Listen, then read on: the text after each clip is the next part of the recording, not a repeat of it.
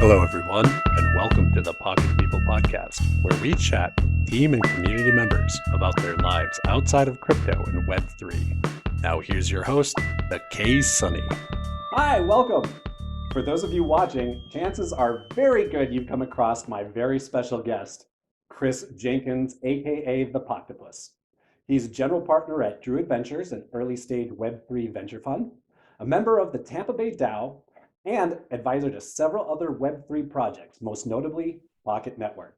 Welcome, Chris, and thank you so much for being on the program. Hey, awesome. I'm glad to be here. This is it's so cool to be part of the community profiles for all the stuff that's happening around Pocket. I love this project, so being a face in it is cool. Yeah, talking about face, I mean, you're basically, aside from Michael O'Rourke, the face of Pocket Network. I've seen you on multiple other channels discussing the project and kind of advocating for it. I'll also include those links to those interviews in the description. This conversation really isn't about Pocket Network. Most people watching are probably well aware of it, champions of the project. What this podcast really is all about is getting to know Jenks. I mean, I see you everywhere, and every time I see you, I just have so many questions. I just want to jump into your head and pick apart that brain because I mean, just your looks alone could tell volumes. Can you give me a little background about your style just off the bat? I mean, you've got the long hair. I've noticed you've had painted fingernails. Can you go into a little bit more detail how you developed your style and where that came from? It's kind of funny because there was never really an intention, I guess. I had long hair when I was younger. I did, I was like in the garage band. I was, did that whole thing. And when I went into my corporate technology career, I had my hair cut very short. I was very clean cut, all the rest of that. I was generally clean shaven through most of that time. And when I left the corporate world to start the entrepreneurship again, I was like, man, I'm growing my hair out again. I don't have to look like that anymore, And for about 3 years or so, I'd started growing it out. After it was a particularly poor Christmas during entrepreneurship, and I'd asked my firstborn kid, like, hey, what do you want for Christmas? And they said, I want you to grow your hair out again. I mean, the kids were sensitive to the financial situation at the time. And I was like, I'm going to do it. That's so sweet. Like, it was like heart touch, like it was such a sensitive moment. Yeah, and this is a gift I can give. Right. So about 2 years later, everything is going to hell. My first funded startup had crashed and burned. It was the bottom of the 2008 cycle when all these things were happening. And I was like going to find a full-time job again. And I cut my hair for the interview. And I went in for the interview. It was a slam dunk. It was a boss I'd worked for before. I knew I had the gig and all the rest of that. Instead of interviewing, he literally just took me around the building and introduced me to the team. It was one of those kind of scenarios. 2 weeks later, the entire division was cut. Heartbreaking. How'd you deal with that after? Like, I swore I'd never cut my hair again. I'll tell you. It was kind of like, who's the mythical figure that's power comes from his Samson, hair? Right? Samson, that's it. Yeah, you cut your hair, the division gets cut. And so over the years, the hair was one thing, and I grew the beard in, and I always had kind of a biker style, and it's, it sort of fits. I've lived in a number of subcultures where, this is a common style within that. But I started realizing that I'd spent a lot of time sort of like holding back from some of the flamboyance that was naturally part of my style because I was trying to fit into my expectation of business, professional appearance and all the rest of that shit. And I was like, I don't have to do that anymore. At this point in time, I was well established as an entrepreneur. I'd gotten my first exit, and I wasn't worried about opportunities not being there over my look. And I was finding it was actually it was good for business to be the sort of bad boy of technology, you know. I remember I was me and four other partners who had an insurance product, went in front of the board of Aflac, and they were all like 3-piece suit guys, and I was the t-shirt and jacket and tennis shoes tech exec guy with long hair, you know. And I realized that there was a sort of a different kind of equity that came from being outside of the expected norm of that style, you know. Bucking the trend, you right. earn respect. They and we have sort of we have kind of an inside joke that, you know, a lot of wealthy, successful people like to be felony adjacent, in that they don't want to catch felonies themselves, but they like having people in the room who might be a little bit gangster because it sort of adds to their own street cred. And I found that that's opened some doors for me over the years. That, and you give them one of those looks, you can be pretty intimidating of it. We're going to do this deal, right? I'm not averse to throwing my weight into something.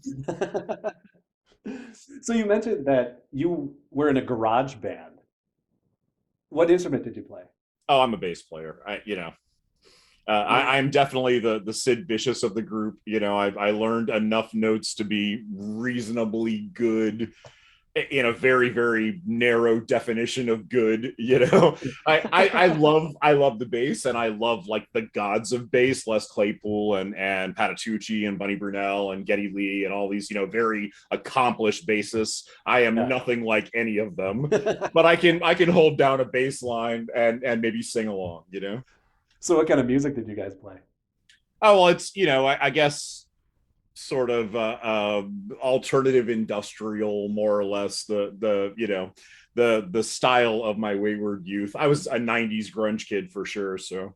Okay, so you were probably in your what, early teens? Late teens, early 20s, you know, Nirvana, Alice in Chains, Ministry, Nine Inch Nails, you know. I've been known to wear some eyeliner from time to time. For costume or for leisure? You know, both. Awesome. So who did you have the band with? Was it just a couple of friends? Any family members? Neighbors, yeah, three friends from my high school era. One of whom is now on the straight and narrow sober path after years of addiction issues. Really? Another of whom is deceased for the same reason. Oh, and no. Another friend of ours who changed flavors every week, and so we kind of tolerated him, and he's disappeared. You mentioned substance addiction with those people. Was that kind of the community? Was that due to the environment you grew up, or just the personality types that you were drawn to, a little of both? I mean, you know, it's I came from a place of abject poverty, and I don't mean, you know, you don't get a car for your birthday. I mean, like the power's off for 3 months during the winter, you know. And when you're in that bottom quintile of earnings, substance abuse is just part and parcel of the trade. You know, it's an easy industry to get into to make money. You can take minimum wages and you know, double to triple them in a weekend with careful entrepreneurship of street level wholesale pharmaceutical distribution, and it numbs the pain. And you know, some of us made it through that stage, and some of us didn't. You know, my guitarist Chris, who was a talented writer, an incredible guitarist, self-taught, and a hell of a lyricist. He wrote the lyrics to the vast majority of our songs. He decided that crack was his drug of choice, and at some point in time that just became too much, and he's not with us anymore. Oh, that's sad to hear. I'm sorry. Were you in touch, like how long ago did he pass away? Oh, it's been almost 15 years at this point. I was trying to track him. He had gone to St. Louis and disappeared for a little while, and I actually ended up, I hadn't heard from him in a couple of years, and so I literally went on the R St. Louis subreddit and said, hey, I know this is a long shot. I'm trying to find my buddy, and I gave as much info as I could about him. And later that day, somebody came back. They had a local news article that had him in it, and, you know, talked about the end and all that. So crushing. Were you able to like say goodbye or go to any funeral, or was it just kind of it was literally like a year and a half later, you know? Okay. He had been gone for a while. And that you kind of almost expected in a way due to what you knew. It was not surprising, sad, but it's when you're in that culture, especially once you get past the teen years where everyone feels immortal, and your friends start dying, there comes a point in time where there's a certain cadence to it, hmm. and it becomes less of a surprise and more of an eventuality. Huh. So which area was this in? Where did you grow up? Oh, I mean, that's a story all by itself. I grew up all over the place. I was a military brat, so we Oh, lived in 8 countries in 13 years. oh wow. Ended up in Florida in '89, and I've basically been here ever since. I traveled a few times and left a few times, and then just always ended up coming back. I love the Tampa Bay area deeply. Oh, that's great. Which branch of military and Air which Force, parent? Air Force. father. Father. And you mentioned that you grew up in abject poverty, but being a military brat and having the military as an employer, was your family out of the military when you guys fell on hard times, Yeah, I or? mean, when you're enlisted in the military, I mean, it's roughly equivalent to a blue collar trade from a compensation perspective, you Mhm.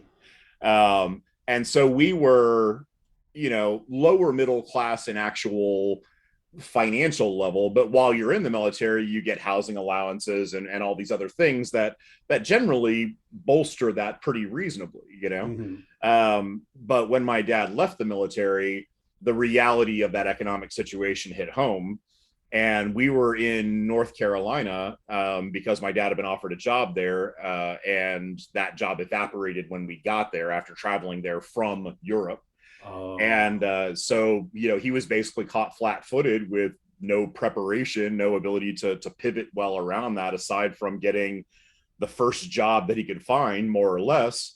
And the vast majority of his training in the military was in um, the assembly of munitions and ordnance, yeah, that really which transfers apparently to doesn't civilian. translate to the civilian world well. So Although it, it was a challenging time, and when we hit Florida and landed here, they're just, he hadn't had a chance to make much in the way of progress. He eventually, like he became a law enforcement officer and built himself up in state government jobs over time, and bounced back from that, but that was all pretty much long past I had become an adult at that point. wow. So what influence did that have on your life, having really being a military child and not having roots? Like, I've been exposed to a number of military brats, as they're called. Um, and one thing that they always talk about is how hard it is to really develop deep, meaningful relationships because you're constantly moving. You build a best friend, and then next thing they're gone, you're gone. How did that really shape you growing up? I mean, I can speak to exactly that. It's, you know, there is sort of a protective isolation that comes with the territory. You become a chameleon very quickly. I mean, I lived in 3 different countries where they didn't speak my language. And so, you're functionally isolated, and your goal is to, as quickly as possible, adapt to your environment, to the greatest degree that you possibly can. Yeah. And even in England, where, we at least speak the same language, you're still that Yank. And I remember Yank Go Home getting spray painted on the garage, Oh, like, you're I mean, it's, kidding. you are never far from being reminded that you're an outsider. And so your whole goal always is to blend in as well as you can. Now, as a child, that's pretty traumatic, but as an adult, that ability to be a chameleon, to be comfortable and at home in any circumstances, it doesn't matter if I'm in the poshest environment or the poorest hood. I'm never uncomfortable. I can always, I can sit on a dirty couch as well as I can on a Louis the 14th divan. Gilded toilet. I don't think I've ever actually had the gilded toilet opportunity. So you've never been to the Middle East? No, actually, as a matter of fact, of all the places I've traveled, the Middle East and Far East have been not in the mix. And so I'm very much looking forward to heading out to Korea later this year to Oh, meet up great. with some of our pocket compatriots. Oh, that's awesome. I've never been to Korea. Spent some time in Japan. highly, some of my favorite places. So, of the countries that you lived in, which were your favorites or the most memorable? I mean, I spent the longest amount of my childhood time in the UK, and so I have a lot of love for it. It's the butt of a lot of jokes when it comes to things like culinary accomplishments and Dental the weather, hygiene. which is complete shit. And Yes. I mean, there's a lot to not like about the UK. But the thing is, in general, as soon as you get past that sort of classic British standoffishness, there is a deep rooted dry wit that I appreciate that runs through British culture. And there really is truly like a real friendliness, when you're a mate, you're a mate, and Right. like there's a real feel for that. And it's expressed in different ways depending on where you are in the UK, but it's always there, like a real deep and underlying thing. I think the Brits themselves are probably the most staid of the mix. The Irishmen are just a wild, fun time to hang out with and to party with. And I have a deep and abiding love for the Scottish brogue. I could just hang out with Scots just to listen to them all Oh my day. God. Yeah. Their Jack, accent. hey, Jack, I hope you see this because I'm thinking of you, buddy. How old were you when you were living in the UK? I got there when I was 5 and I left when I was 10. Oh, so that's a pretty good chunk of when you're kind of finding yourself. You're just transitioning into your tweens and And it kind of speaks to like sort of the multiculturalism that I grew up with that makes me so comfortable anywhere. I was in Spain from when I was 3 to when I was 5. And so I was just becoming an accomplished speaker as a human. And I was learning both English and Spanish. I had a next door neighbor kid who was like 5 and he didn't speak a word of English, but we played every day, Oh, that's great. So a lot of the things, pelota, like those are just things that come from my childhood and being in that space and that time and being exposed to all these different things. And I think it's helped with that sense of being a chameleon because I already have the training to listen, to look for the things, to watch for the cultural norms, to see how other people are eating and how they're engaging with each other and mirror that. But it also, set up some deep linguistic programming from early on to be able to learn and appreciate these things better, to hear language being spoken in different ways. And a lot of Spanish people now are kind enough to tell me how good my Spanish is, which it is not. It is terrible. But I can speak it well from like an accent and pronunciation perspective. And that counts for a lot, Yeah, that's great. So how many languages have you retained from your world travels? Oh, geez. I mean, Spanish is probably the best of all of them. I have a handful of functional sentences in French and the same in German. I can swear profoundly in Italian. What else do you need? I mean, really, swear words I know and most pickup of the hand lines. movements, so Yeah. I think we get most of the way there. I'm really trying to get back to actual professional level of fluency with Spanish. I deal so much with Spanish speaking communities that I want to be really strong at it. And then I'm also very interested in learning some Asian languages, especially like Mandarin, because it's one of the most commonly spoken languages in the world. You need to spend more time with Ming. He'll be a good tutor for you. Shout out to Yeah, I'm Ming. about it. That's Ming, teach me Mandarin, brother. Awesome. So you spent from till about 10 to in the UK. Where did you go after that? North Carolina. Oh. And let me tell you what a culture shock that was. I have grown from 5 to 10 into a proper little English boy. I'm sure they just adopted you and took you in like you were one of their own right off the bat, huh? So I land in Charlotte, North Carolina, and I go to my first day of school, Thomasboro Elementary, shout out, 5th grade, and it's like 3/4 of the way through the year. So you're showing up like mostly through the last year of elementary school. All the cliques are well established. Everybody has all their friends. You're just this random newcomer who pops up late in the game, from another country. Oh, And there Deep are South so many too. I mean, this things is in the Deep South, Yeah. which leads to my point that there were cultural things at play that I had no clue about as a 10-year-old fresh out of England as a military kid.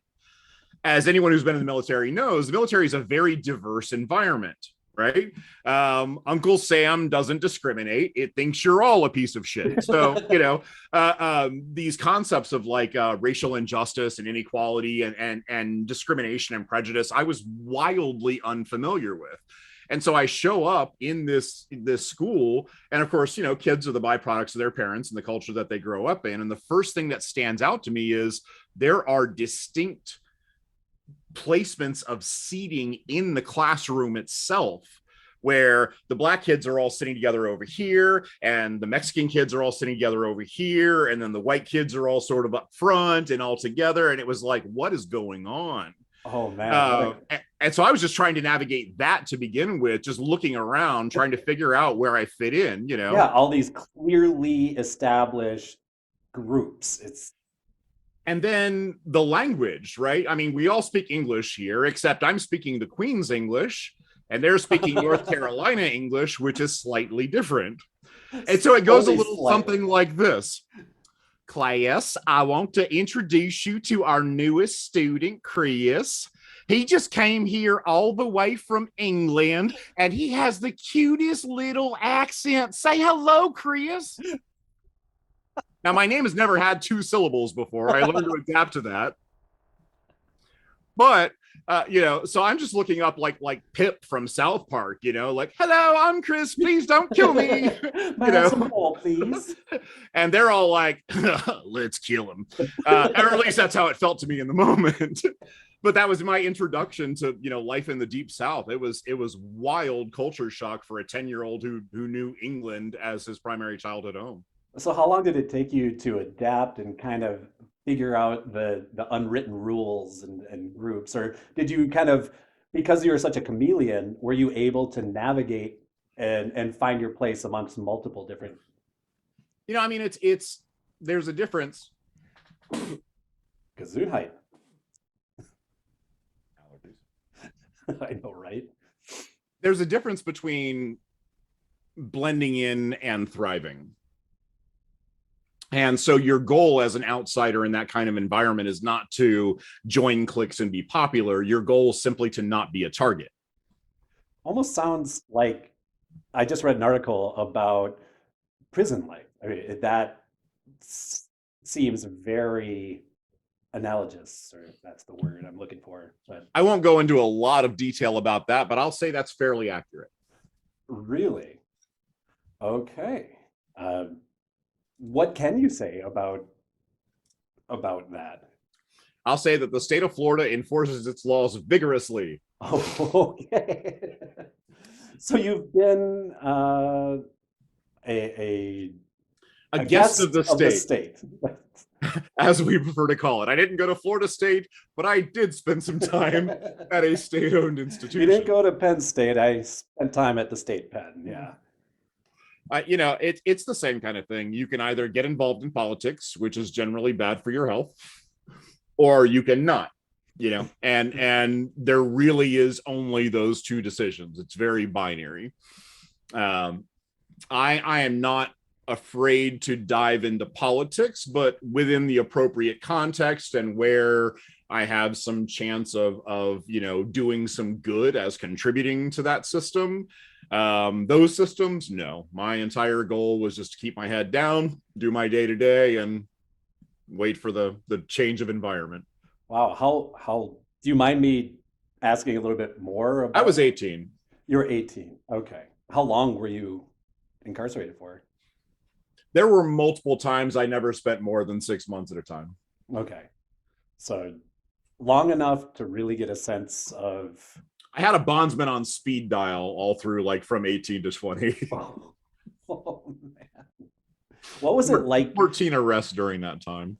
What was it like getting arrested the very first time? Like, what went through your head? Was it like, fuck you, man, I didn't do anything wrong? Or was it like, I fucked up? It's funny because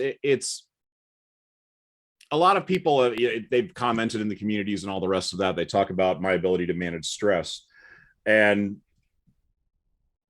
when you grow up in an environment that is chaotic and constantly changing and is prone to bouts of violence, depending on what's going on, the way that you process stress is different. The first time I ever went up to jump out of an airplane, people know that I have a fear of heights. I'm acrophobic.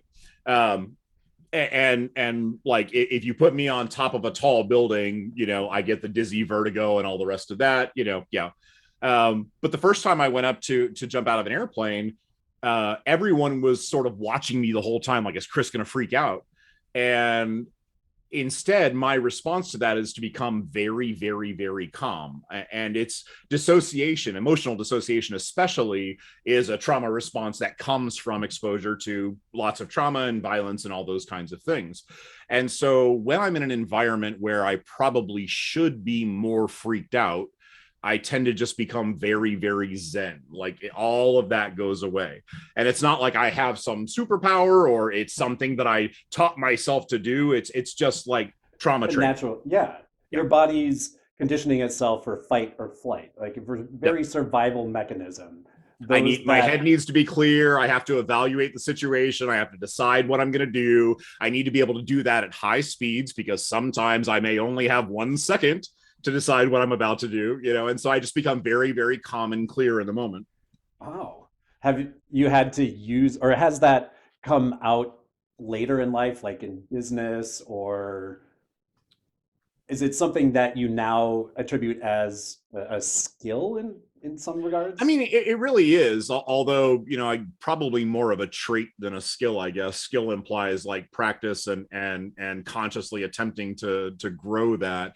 It's just something that, was sort of beaten into me. And, I mean, it's when you look at a Marine's ability to disassemble and assemble a rifle, right? Sure, it's a skill in that you were trained to do it, but you've done it so many times it becomes muscle memory. It's not something that you have to consciously think about anymore, Right. And it's kind of the same thing. I've been in crisis situations in business so many times, starting back at the 2007 crash, and going through, multiple rounds of trying to build my own business, having my first funded startup, watching it crash and burn into the ground, getting acquired by a larger organization, going through cash crunches in that larger organization of just bigger scale. It's the difference between a $10 crisis and $1,000 crisis and $1 million crisis is remarkably small. The scenarios are all the same. It's just the number of zeros that are involved, And so it becomes like that same practice over and over, this sort of repetition and routine. A lot of people have asked, why I've been able to remain so calm during the market downturn now. And I mean, I have been deeply financially impacted by the market downturn, but this is exactly the kind of scenario that I was bred for, so to speak. I've had so much practice with tough business climates and conditions that I know that stressing out about it doesn't get us to a solution. I need to stay calm and clear and focused. Ah, so after your rebellious teen 20s, and then my wildly conformist mid-20s to mid-30s. Yeah, what was that transition like? Like, how did you finally basically get scared straight, or what took you off of the path of going down the same route as your guitar buddy? When I got arrested for the last big time, which led to the longest, single bout of incarceration and my time as a custodian or a guard, you were cleaning the place, huh? State guardianship, whatever the case may be, whatever you want to call that. Yeah, I guess. Okay. Yeah. I had developed a pretty significant daily cocaine habit at the time, and not like out of addiction. I thought, in my mind, it just, of course not. It happened to be around every day, and we always had access to it. And so why wouldn't you? A little bump to stay sharp and clear, and another little bump to keep you going on the days that are long. And before you know it, it's you're up to an 8-ball or so a day, and you don't realize how much of a habit that's become until you're suddenly removed from that environment and it's no longer an option. And so I spent 60 days drying out in a jail cell. And that came with some clarity, like, wow, I was really strung out there and didn't even realize it, you know? Like, what kind of withdrawal symptoms did you have? How did you manage? Oh, I mean, Because they it's, don't give you anything. As far as I understand, the no. healthcare system, if you're incarcerated, you're pretty much the only time you get help is when you die. I don't want to downplay addiction, but, you know, cocaine addiction is not heroin addiction, and it doesn't come with the same, you know, deep physiological responses as opiates withdrawal. Right. It's a lot more like quitting cigarettes. It just Okay. gets up in your head and it sits there all day long, right? When I quit smoking cigarettes multiple times, that was the problem. Like, I would get to this point where the depression was so great I didn't want to live if I couldn't have a cigarette, because it just sits there in your brain bitching, you know, like, man, don't you want a cigarette? Wouldn't a cigarette be nice? Like, all fucking day. And that's how coming off a coke addiction is. It's like, it just sits up there like complaining. Everything would be nicer if you had a bump right now. Yeah, it would, but I don't, so fuck off. So did you have to remove yourself from all of those connections once you came out, like all the temptations, basically reestablish yourself? I mean, kind of, you know, the thing about drugs like coke is that they're so prevalent everywhere all the time, and kids, cover your ears, to be perfectly honest, used responsibly by some people, you A know. lot of functions, yeah. And I, you know, I'm not ever a person who judges other people's behavior. I just have to police my own, you know. If somebody decides that that's how they want to party and hang out on a Friday night, and they do that once every few months, and it's not a problem in their life, well, I mean, you know, it's kind of like people smoking a cigarette at the bar. They don't buy packs during the week, you know, but hey, they're out with some friends and they have a few cigarettes, you know. I'm not going to make some judgment about comparative risk, so please, Mothers Against Drugs or whatever, don't fucking email me. But, you know, I mean, at the end of the day, the reality is there are people who are responsible with their recreational drug use, and the longer you're around and the more people you meet, the more likely you are to run across people who, you know, they, out of good faith, you know, are like, hey, I'm gonna, you know, hey, I got a little $5,000 tonight, you want a bump, you know. And you just kind of, you really have to get to the point where you're making that call for yourself. You know, your health is not the responsibility of somebody else. You've got to make those calls for yourself. And so I don't try to isolate myself from anything. I just, you know, I stay focused on what's good for me, and I make decisions that are good for myself. Sage advice translates to a lot of the conversations on some of the Pocket channels. DYOR, baby. It's not just an acronym. Yeah. Hey, you knew what you were getting into. Nobody forced your hand. If you spread yourself too thin, that's on you, buddy. Sorry. So, getting out and getting your life straight, what was your first job, or what was your first, I guess, your first legitimate employment after all that? Well, I mean, I was a line cook through much of that time, and I Okay. love being a cook. I've been in the sous chef role. I've done like a little commager. I've done prep. I've worked a lot of places in the kitchen. I love cooking, and if it paid worth a shit, I would probably still be a cook. I love it. Did you have There's a any? dance in a kitchen like that I Yeah. really enjoy being a part of. Everybody else in the kitchen is also a broken, fucked up person, so you're in good company. You Oh my know, God, the like, stories. Yeah. Those kitchens in New York and all those big cities, it's ridiculous. It is such an interesting subculture, just how abusive. And I mean, look at what happened to Anthony Bourdain I and have a everything. large portrait, a watercolor portrait of Bourdain in the kitchen, hanging on the wall. We call it Saint Anthony, right, looking down over everything that we do in there. I think, you know, it broke my heart when Anthony Bourdain killed himself, Oh, because he had always been my role model for somebody who came from exactly the same kind of place and accomplished everything that I wanted to: the travel, the proficiency, the expertise, the fame, the money, all of the things. Like, his life was my dream life, wow. but it didn't stop the pain ever. Yeah, those tortured artistic souls. I mean, musicians, chefs, artists just themselves, musicians. It's tragic. There's such Him and Chester Bennington both were like, you know, exactly. They were people that I held in high regard, who told you who they were and what they were going through. They never shied away from talking about their struggles. And so they were always sort of a role model of, hey, you can get past this too. And then they didn't. And so it hurt twice as much. Oh, crushing. Yeah, that was a tough one. I really liked Anthony Bourdain. Just the TV show that he shot. I'm a big food, I love to eat.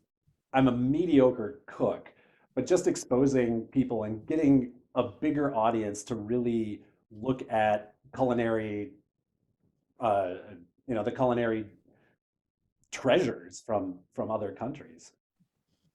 It's, food is, and this is one of the things that Anthony Bourdain did really well. Food is a language, and food is an emotion. Food is how you show love. And especially if you're a poor kid, food is a reward and a promise of something better, right? When your mom comes home with a $2 box of Little Debbie brownies when you've been eating beans and rice all week, right? This is wealth. This is a reward.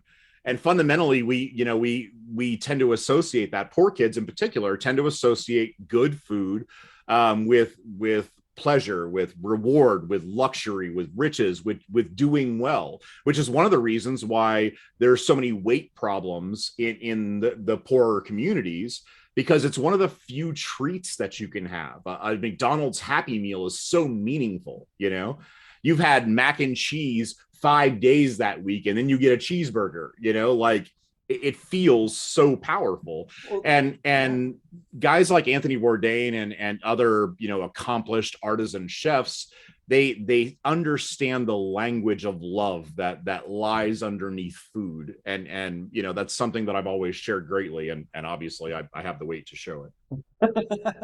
It's interesting you say that, because food, sugar especially, is known to trigger the same receptors in your brain as drugs. It's very similar to opiates. Yes. It's a socially acceptable way to get that same neurological response as the lesser legal means.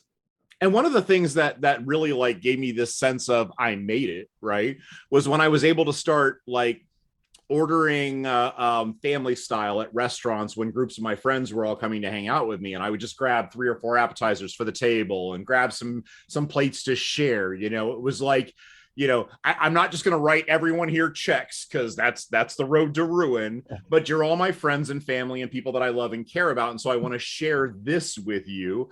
And it comes from that same thing, like my ability to share from abundance. And it's something that's primal. It goes back to, our caveman days when, one person brought that elk down after running for 3 days until it fell down from exhaustion, and he clubbed it to death and dragged it back to a cave, and you've got 4 different families who are now sharing in this meat that they were able to. It's something so deeply primal and it's second only to sex, I think, in our primal drives, because totally. Let's be real, a man would starve for some good sex, but food comes next. Or he'll kill for a good steak. Yeah, that community, that I'm excited you get to go to Korea. I've never been to Korea, but Asian cultures tend to have more of that communal feeding. Food is an event. It's deeply rooted in their culture. I spent time in Japan, little time in China, and when you go out in Japan, you sit down at an izakaya or a restaurant, and you don't order your own individual dish. You order samplers, and everybody, it's a community effort. What do you want? What do you want? Oh, that sounds good. Oh, we should all try that. And I loved it. And in China, they've got the big rotating table, and they order just massive family style, and everyone's sharing. And it's such a great experience because it really adds to the community feel of it. That's one of the things that I love about Korean cuisine, especially. I'm a huge fan of Korean barbecue. And I have 16 recipes that have gochujang in them. And I love the whole thing. I'm just so into it. But when you look at, kimchi is not a food, it's a class of foods, right? And so if you sit down at a Korean barbecue table, you're going to have 5 different kinds of kimchi and various levels of spice and various different ingredient combinations. And you might have one that's super heavy chunk cabbage with a light little bit of this, and then you might have one that's a whole different blend of like sprouts and other stuff, and they all just have that same process of being fermented with like a vinegar and spices or whatever else. Like that's what makes kimchi, not the actual core ingredients, right? Right. And you know, so like having that table spread family style where you've just got like all these different little things to pick at, and like 3 or 4 little kinds of pickles, and maybe some little light fried little niblets, you know. I love that whole thing. And every time I travel, you know, my wife and I, we like to, you know, hit new restaurants and all the rest of that, but I always prefer to be with friends because I don't want to have to pick an entree at a restaurant, right? I'm in this brand new place. The restaurant has a 4.8 rating with all of its reviews. I don't want to come here and eat one thing. And I also don't want to come here like 6 times and have to, like, you know, what I want to do is come with 3 or 4 friends, order 5 or 6 entrees and 3 or 4 apps, and everyone just kind of pieces it out onto your plates and we all share, you know? That's awesome. So, of you being a food person, what's the strangest food you've ever had, or animal, or Oh man. as according to American culture? I mean, it depends on where you're at, because obviously, if you're eating it there, it's not so weird.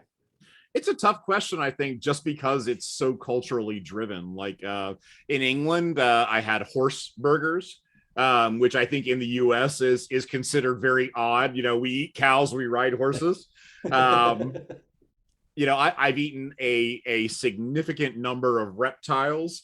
I'm a huge fan of Cajun and Creole cuisine. I make a killer roux, and my jambalaya and gumbo are both to die for. And one of my very good friends is a Cajun, and he brings the etouffee and some of the Awesome. other good stuff. Like makes his own tasso, and we've ground phyllo, and like it's yeah. I can see your kitchen pumping the Zydeco music and getting a big pot exactly that. So turtle, alligator. I eat a ton of alligator. I love all of the weird shellfish like conch and abalone.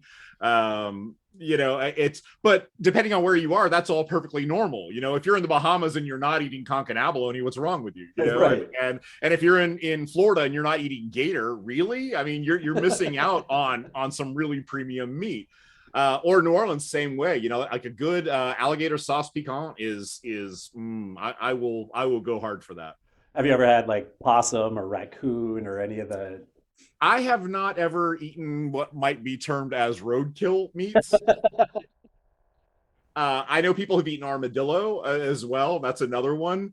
I have not. Apparently, they are a big spreader of leprosy, which I did not know. So, you know, none of those things, but, you know, I've eaten a couple different kinds of snake, turtle, frog legs. I've eaten, Jesus Christ, I've eaten my weight in frog legs. And when I worked in a Caribbean restaurant, when I was much younger, alligator was on the menu there. And so we made gator bites for the customers, but I would take gator tail fillets and make sandwiches out of them. And like really elevated, like, nicely butterflied with an Italian breadcrumb crust, and like, I mean, we hooked them up. But Oh, sweet. I got to have you up and cook up here. Being in the Midwest, it's a big hunting culture. I myself, I am not hunter. averse to hunting at all. In fact, every bit of real free time that I have, I spend fishing. Awesome. So you have your own boat. Do you charter? Do you? I have salt water in my backyard leading up to my dock. Awesome.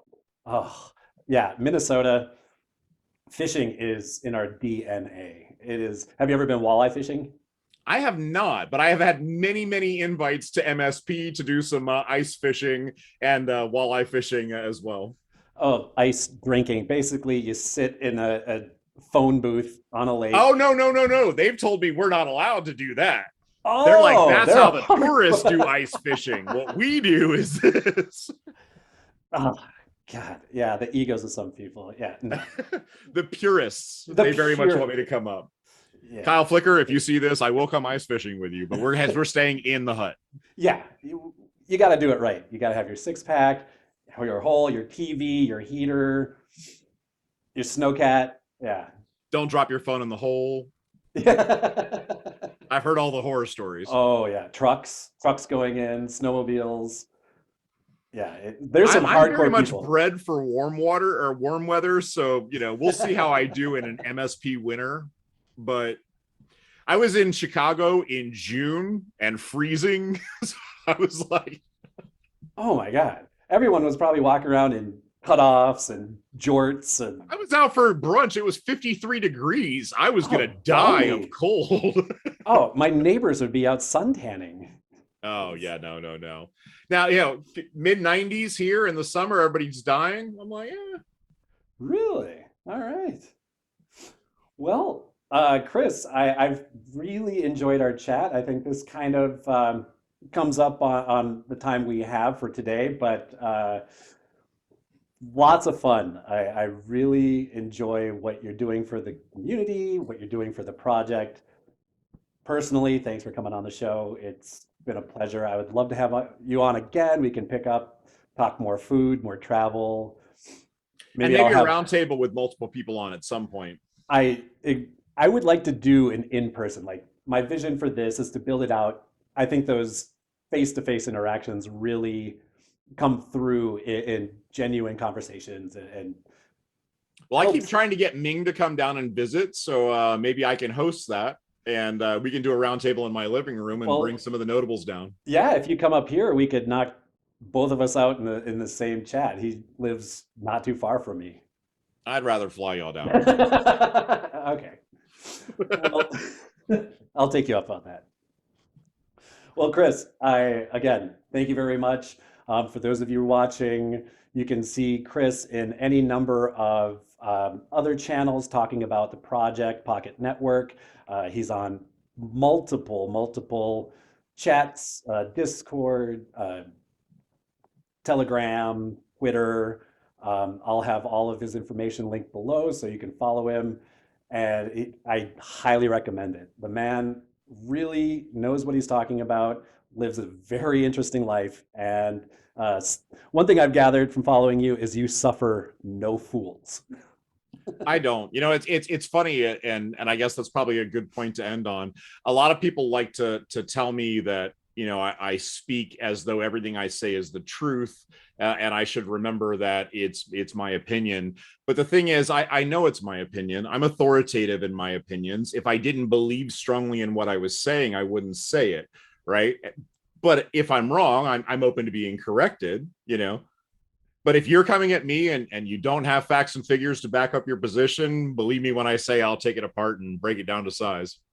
And he has. I witnessed multiple times. Yeah, I do not recommend. If you're going after Jenks, you better be wearing full plate metal armor. You must be backed by a 1,000,000-person army because he will shred you. Fair warning. I'm generally a nice guy, I swear.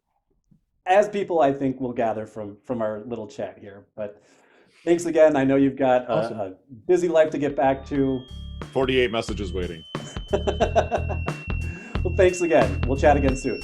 You got it.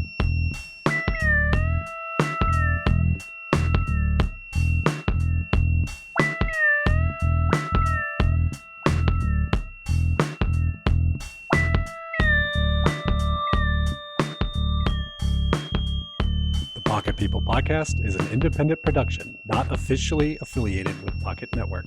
All comments and opinions of the host and guests are strictly their own.